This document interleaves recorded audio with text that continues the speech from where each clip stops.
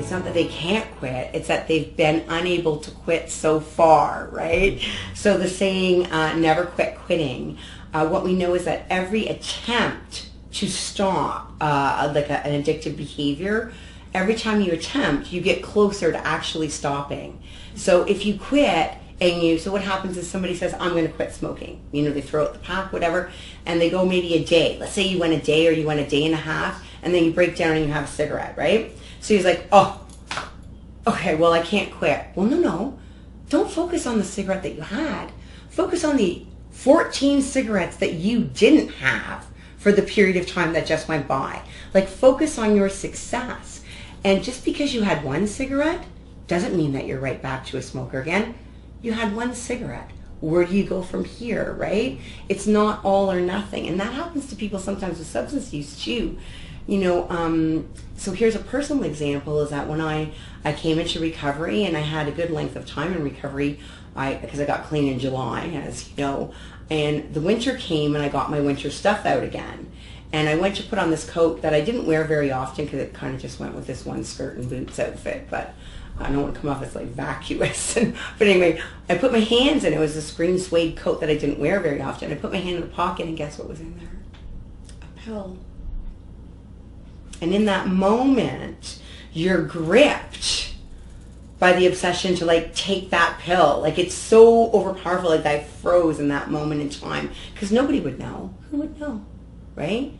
And a part of me is curious to see what would happen because I've gone so long without using. Maybe I could just take that pill and be okay. No, I didn't take that pill because I was conditioned through treatment to learn to call somebody before I made a decision. And I had worked very hard to develop the behaviors and put them in place so they became sort of, I became like an automaton in terms of doing what I had to do next, so that I never give a good addict a chance to go bad. But I know somebody who ran into the same situation and did. And the point is that when they took that first one, they failed. Like, they're no longer clean. The year that they had clean didn't matter. They were now using again. That's not the way it goes. What people don't know is that the average length of time that it takes for a person who wants to quit using, so somebody who wants to be abstinent, I never want to drink again. That's my goal.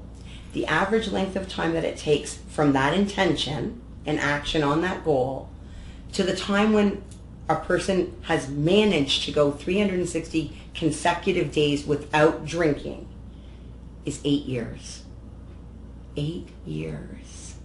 So at the time you decide that you don't want to drink ever again, if you know that on average, and it's on average, it's going to be 8 years until you actually get a year consecutive of not drinking, maybe you won't feel like a failure.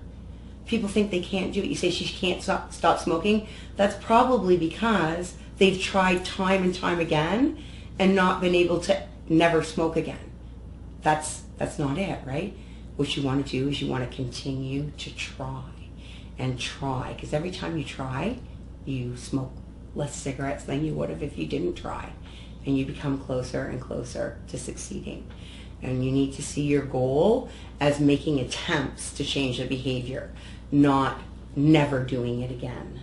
Doing less of it. If you or a loved one are looking for help with substance abuse, call our 24/7 helpline at 1-800-615-1067. A caring addiction advisor is awaiting your call.